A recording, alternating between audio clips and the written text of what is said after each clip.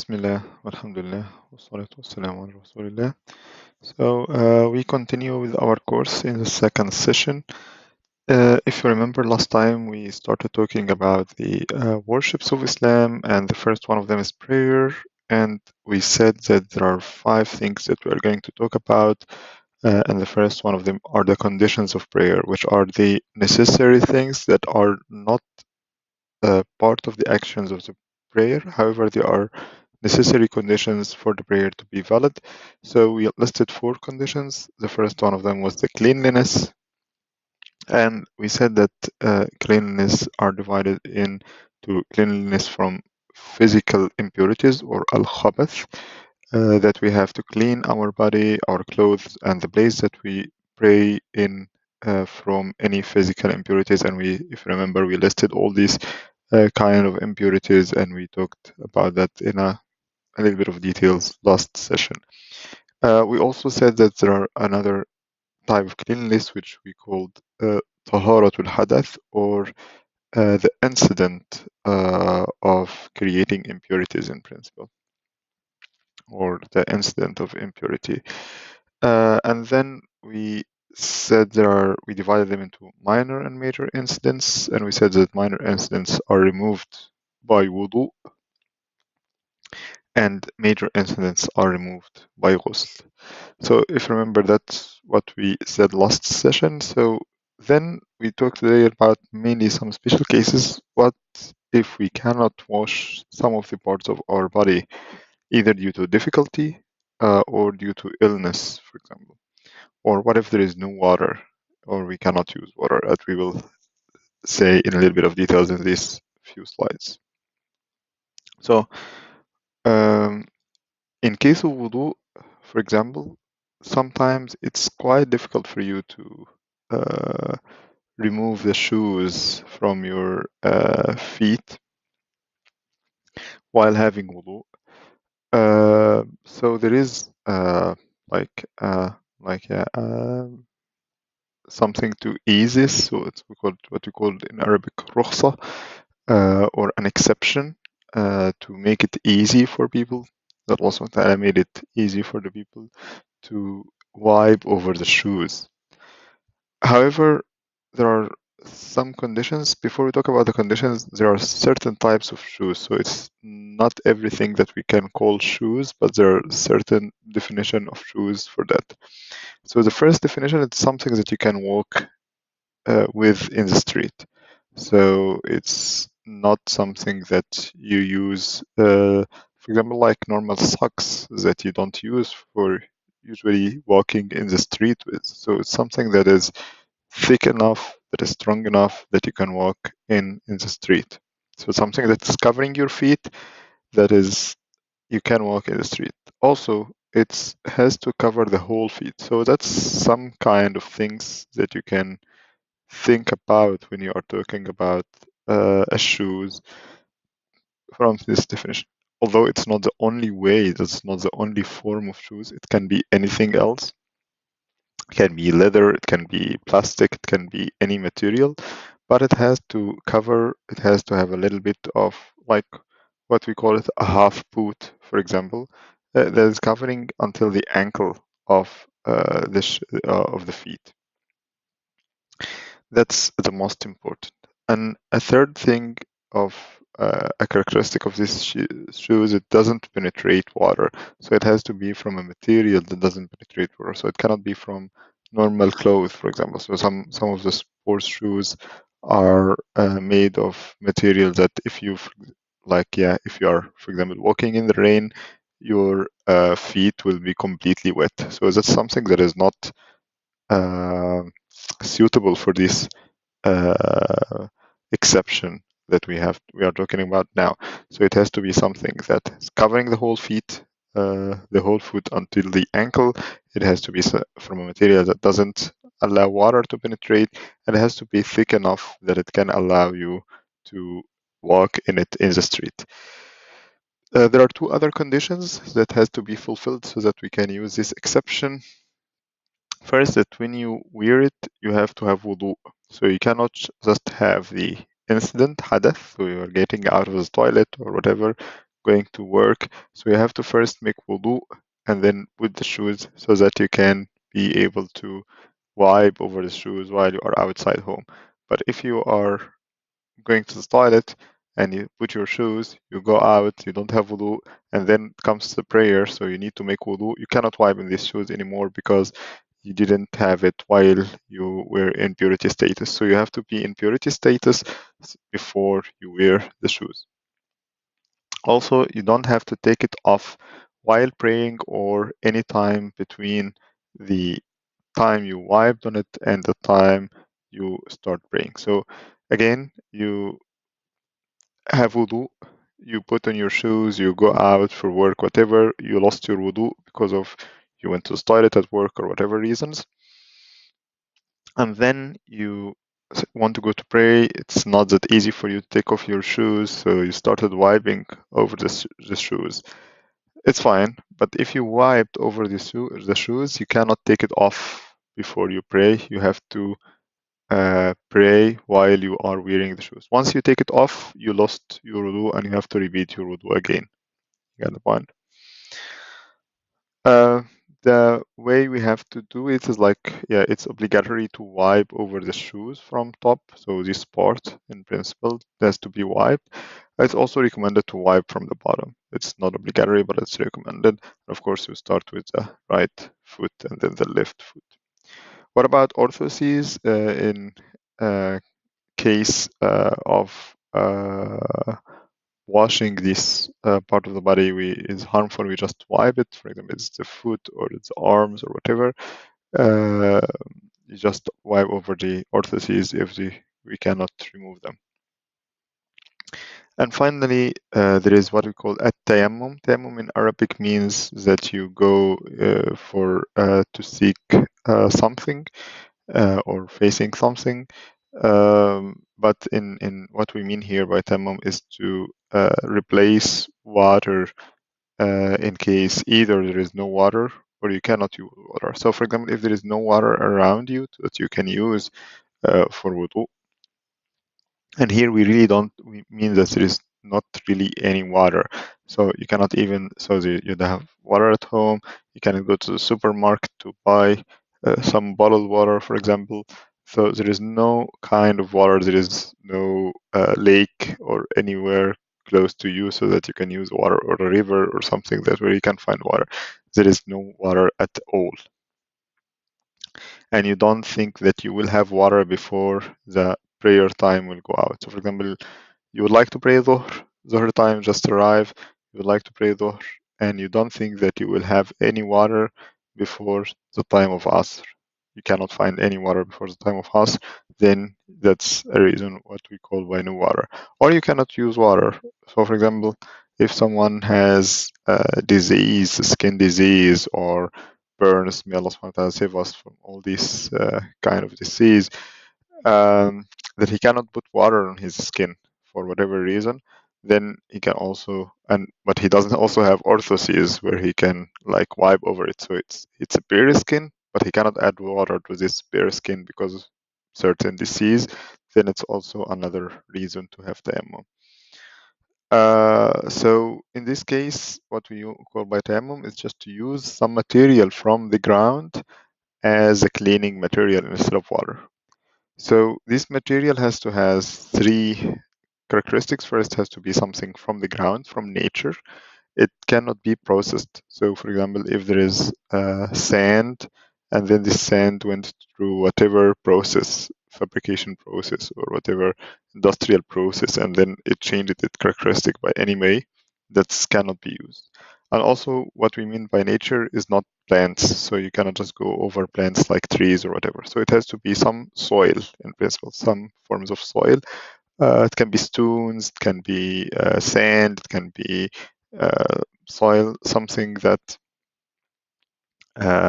is from nature, from the ground, that is not processed. So it cannot be painted, it cannot be went through ovens to make kind of stones out of it or something like that. So it has to be something directly from nature.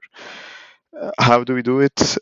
We put hands on the ground on this material, for example, and then if there is a lot of sand, we just like try to make it something like that, we wipe our faces and then we put our hands again. The second time we put our hands on the ground is recommended. So if you only do it once, that's enough. But if it's recommended to add it again on the ground, and then we wipe our hands until the arm.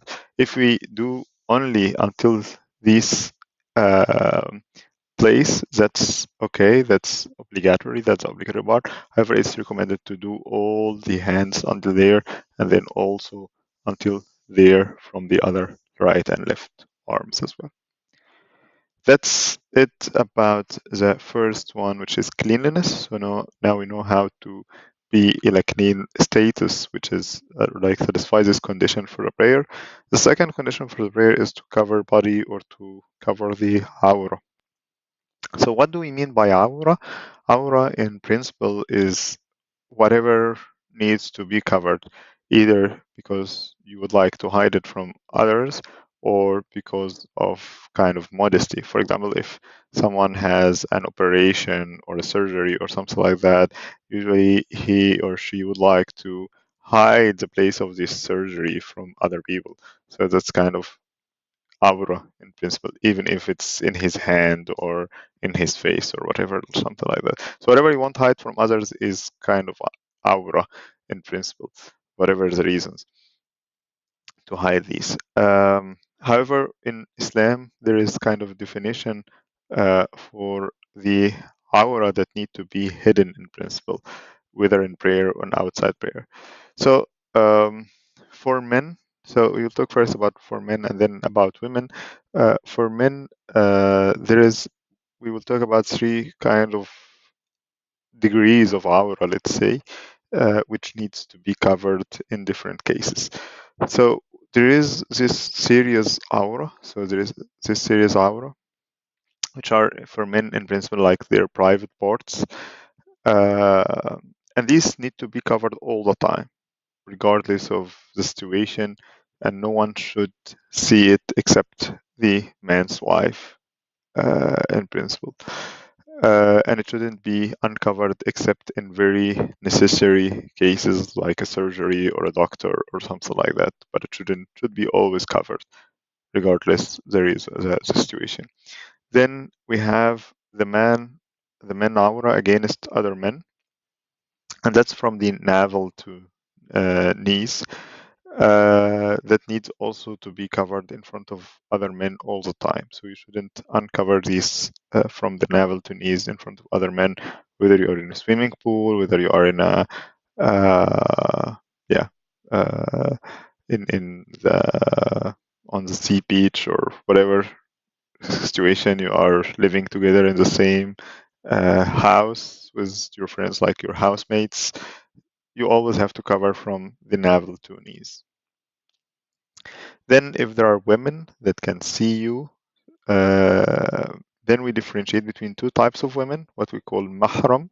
Mahram are women who you are not allowed to marry forever, like your sisters, your mother, your grandmother, your aunts, etc. These you are not allowed. These women you are not allowed to marry, and these we call the mahram. And from in front of these women, you can still, you have only to cover from navel to knees. But you can, for example, be without a shirt or something like that, and that's fine. Or to be in uh, um, more comfortable clothes, let's say. Because usually you are living with these mahrams at home, because you're living with your sisters at home, you're living with your mother at home.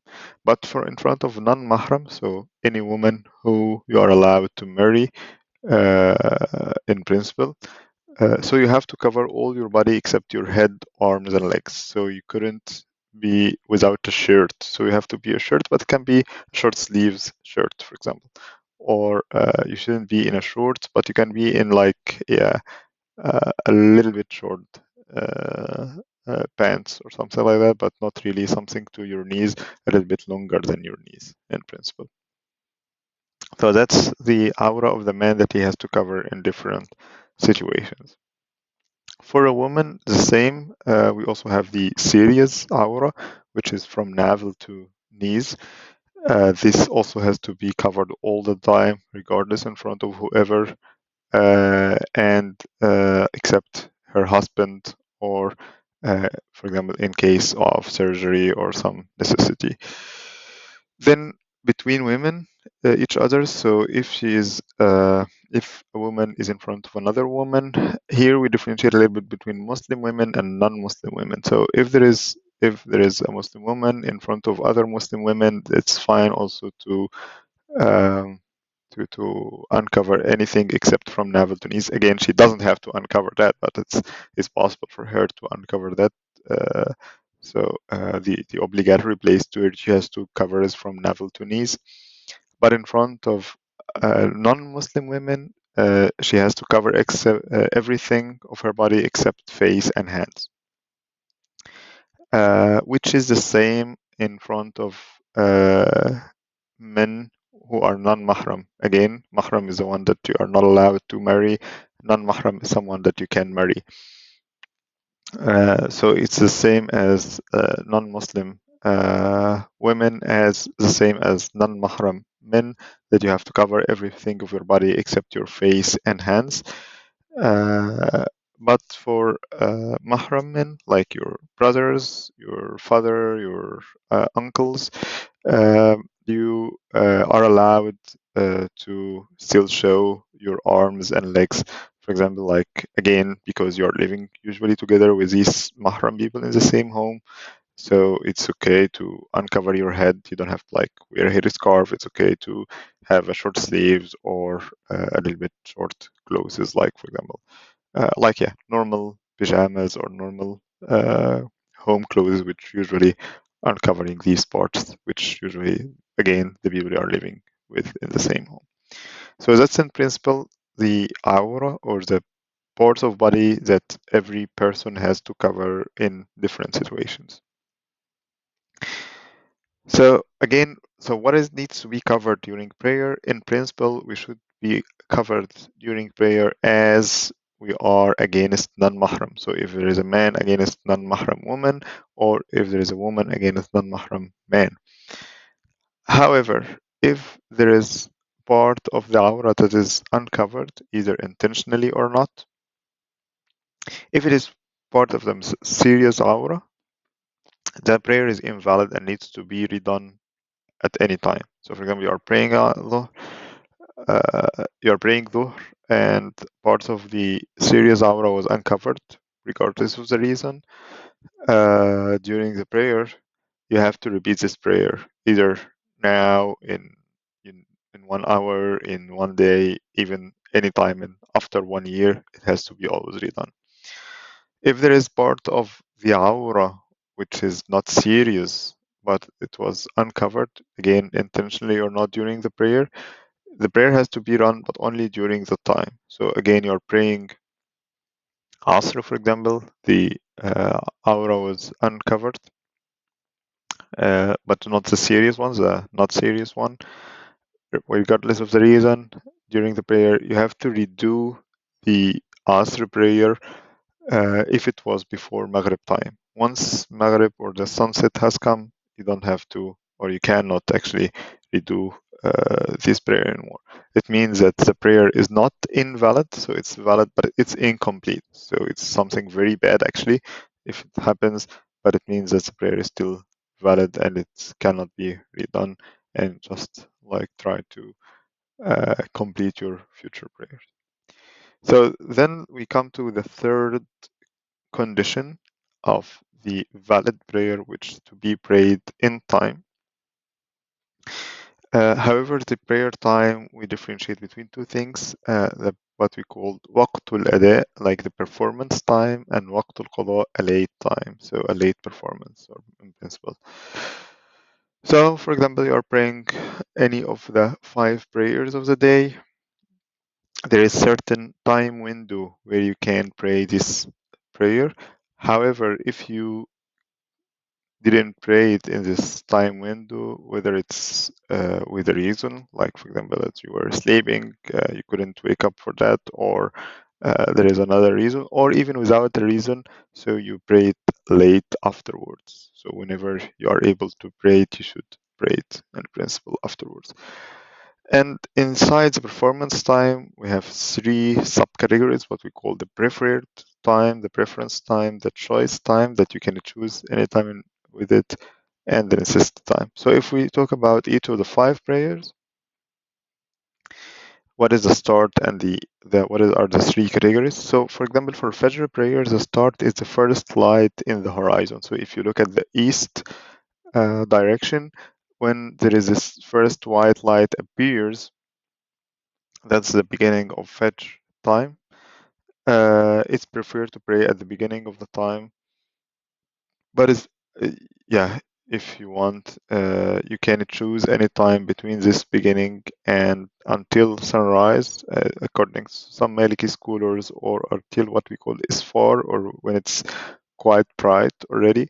So it's very dark at the night, at the evening, like before Fajr, and then the first light appears. It's still dark, and then the darkness disappears gradually until, but this still the sun didn't appear, the sunrise didn't happen, so you still cannot see the sun itself. But like 20 minutes before the sun rises, it's already bright. You can already see very well without any artificial lights, and this is what we call the isfar. So it's better, according to the Maliki school, to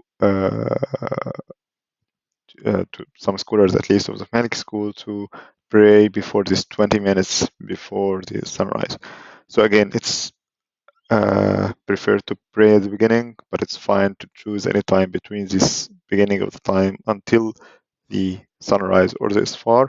And if we, according to that, so if there is a necessity, so if it's necessary, you can still pray until the sunrise while it's performance. So these 3 times are the performance time.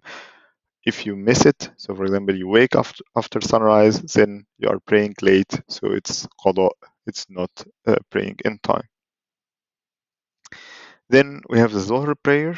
The time starts by the disappearance of shade. That's only if the sun is perpendicular. But for example, here in Belgium, the sun is not perpendicular all the year. So it's when the shade, so for example, if you have an object and this object has a shade of the sun, when the shade arrives to minimum, so this minimum is what we call in Arabic waqtu zawal. So this is the time of Dhuhr in principle when the shade reaches its minimum.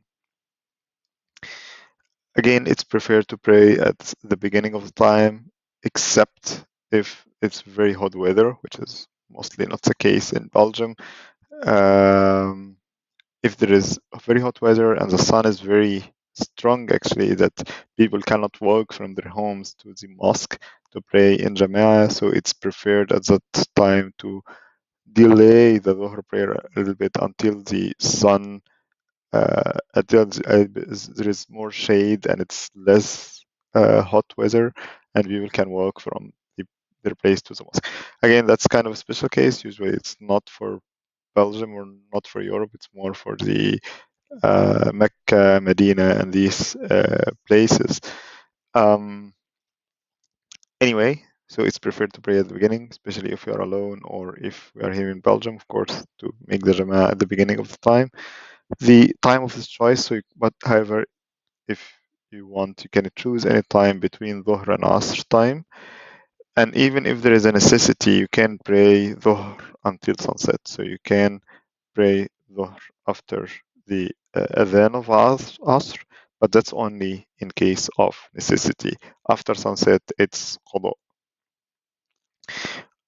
One kind of necessity that we can think about is women ending their period, for example. So if there is a woman that's ending her period and her period ends after the adhan of Asr, then she has to pray both Dhuhr and Asr because Dhuhr time is not out yet. Dhuhr time is still there until the sunset, actually. So, for example, if her period ends like 1 hour before sunset, which is in the time of between Asr and sunset in principle, she still has to pray both Zuhr and Asr because that's kind of necessity time for Zuhr. So that's something we understand about necessity. Um, then we talk about Asr prayer, which is again when we have an object, so the shade length of the object is equal to the object length. So for example, if you have like 1 meter object, so the shade length is 1 meter, in addition to the minimum length from the that you show as a Zuhr. So for example, if the minimum length is 20 centimeter, so it should be here 1 meter and 20 centimeter. Anyway, regardless of the details, you can also always look at the calendar. It's better to pray Asr until in the beginning of the time.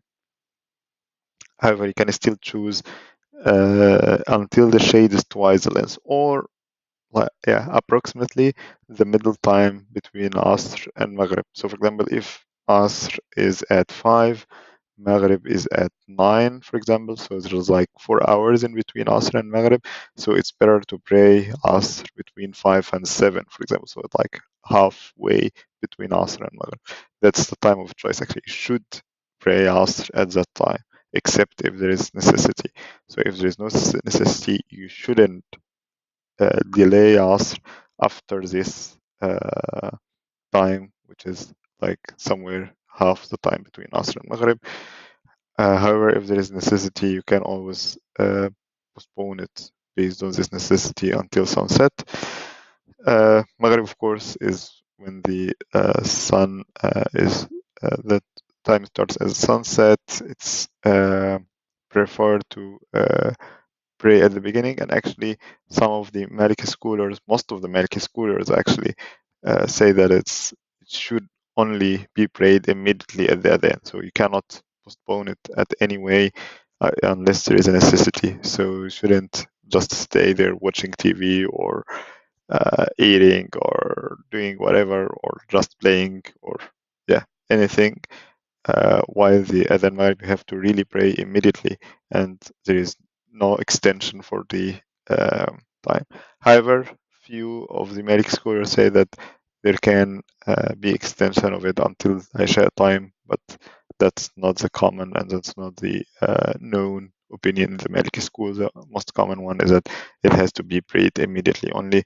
However, if there is a necessity, you can always postpone it until Fajr prayer. So that's really the necessary time or the necessity time.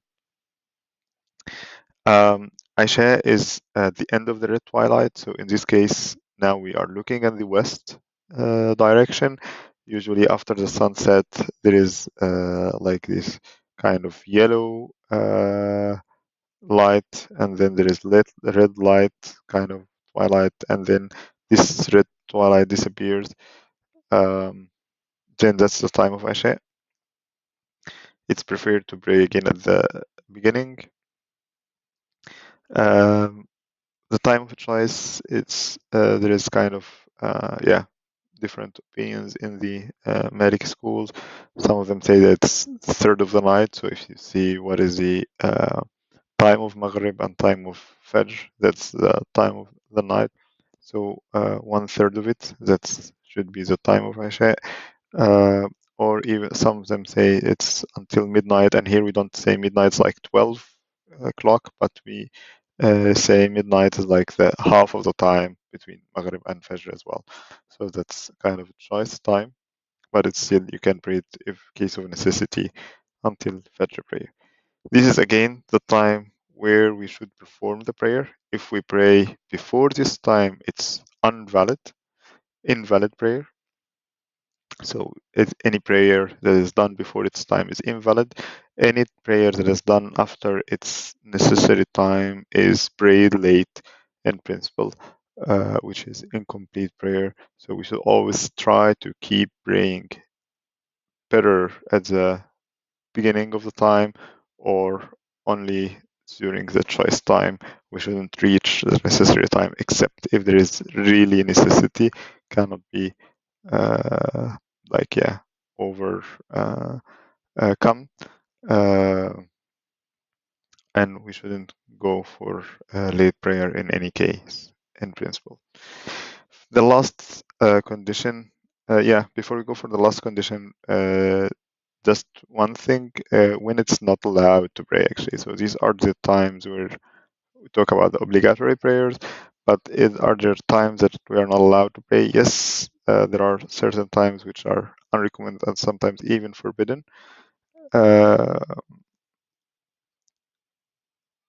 So the first one is between Fajr prayer until sunrise. So once you prayed Fajr prayer, you shouldn't have any additional prayers or any Sunnah prayer or any extra prayers between Fajr prayer until sunrise. That's unrecommended.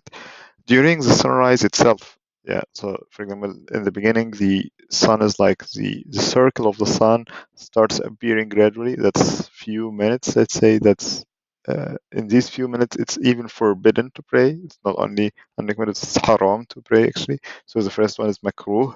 This one is haram. It's forbidden to pray. And then after the sunrise, so now the circle of the sun, the you see it completely. But still it just happened that you see it until it's above the horizon with about 1 meter high, which is like something like 20 minutes, 30 minutes, something like that. It's still unrecommended to pray any sunnah. After that, it's fine. So after that, it's the time of duha in principle, which is after the like 20, 30 minutes after sunrise. That's fine to pray at that moment. Any additional or extra prayers. And also after praying Asr prayer until the sunset, that's also unrecommended to have or makruh to pray any additional prayers. And of course, that doesn't apply for obligatory prayers. So whenever you have an obligatory prayer that you didn't pray, you always have to pray it as soon as you can or as soon as possible, regardless of these unrecommended times. Then we have just few words about the adhan, which is an obligation over the group in big Muslim cities, or what we call in Arabic al-Misr, al-Nasr or al-Amsar. So for example, if you imagine a city like Mecca or a city like Cairo or a city like Istanbul or any of these big cities, there has to be at least one adhan that is done in the city. If there is no adhan at that time, so for example, the time of Dhuhr just arrived, no one made adhan in the complete city of Mecca or in the complete city of Cairo or in the complete city of Istanbul, then all the Muslims there have sins because it's a group obligation principle. So at least one person has to make adhan for each prayer. However, it's regardless, still strongly commended for congregations, especially if a person thinks that others may hear and join. So, for example, you are in a place, where you think there are other Muslims around you. There can be other Muslims around you. You're going to pray Dhuhr. So it's recommended to make adhan that you let other Muslims know that it's time for prayer, and you let other Muslims know that there will be a congregation here that they can join if possible.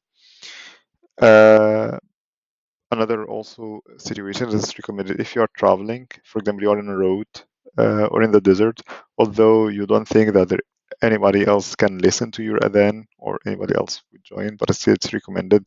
And then actually all the angels and everything that will hear your adhan will make dua for you. So it's recommended to make adhan in this case. However, it's unrecommended in two cases. If you are praying alone in a mosque, so for example, you went to the mosque, the congregation prayer ended, and you are alone in the mosque, and already the congregation prayer has ended, so you shouldn't actually make adhan. It's makruh, it's unrecommended to make adhan in this case. Or if the time passed. So, for example, you woke up after sunrise, although you are in group or something like that, so you shouldn't make adhan, even if you are in the first, you are in the group or something like that, but the time itself has passed, so you shouldn't make adhan, just not to make confusion for others. And of course, if we do it in these either obligation or recommended cases, it's very well rewarded actions by Allah subhanahu wa ta'ala. Then when we talk about iqama, it's strongly recommended either alone or in congregation. So whether you are praying alone or in congregation, you should make iqama before you pray. It's strongly recommended. If you don't do it, your prayer is still valid, but it's actually missing. It's incomplete. So it's better to make iqama before every obligatory prayer. Then the last condition for a valid prayer is to be facing Kaaba in principle, or facing Qibla. So if you are praying in Mecca, if you can see the Kaaba by your naked eyes, so you're in Mecca, you should actually be facing the Kaaba exactly. Otherwise, your prayer is invalid. So, for example, if you are a little bit tilted from the if you are a little bit tilted from the direction of Kaaba, if you are in Mecca, then your prayer invalid.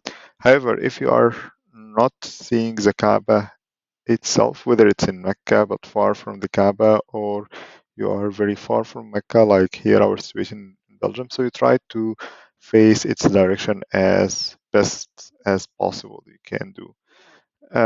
So you try to use whatever technology you have, like your compass on the phone or any compass, or based on the location of the stars on the sun or whatever you can have. However, if you get away from the Kaaba direction intentionally, your prayer is invalid. So you know that the Kaaba is towards this direction, and you intentionally, so for example, the Kaaba is in this direction, you intentionally prayed like that for whatever reason, then it's your prayer is invalid because you left the direction of the Kaaba. But for example, you made your best to find the direction of Kaaba, but you were praying to a wrong direction because you calculated it wrongly, whatever.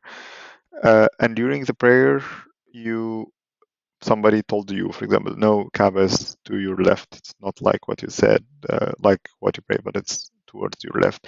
Or somebody actually moved you, so actually you must turn to the right direction during the prayer. So now you started prayer towards this direction because that was your, based on the best guess you had, is the direction of Kaaba. And then you found out whatever the way during your prayer that the direction is this one. So you should turn actually while you are praying. So you shouldn't wait. You should turn while you are praying, and you should complete your prayer normally.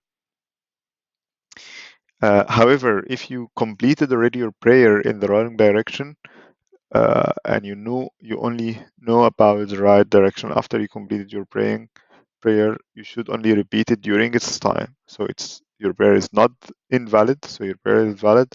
However, it's better to repeat it during the time.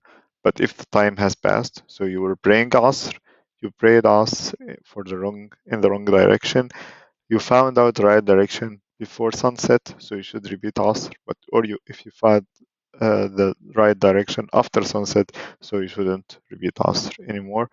So that's it about the conditions, which are cleanliness, covering Aura, and the time of the prayer, and finally facing Qibla. I hope it was clear for you.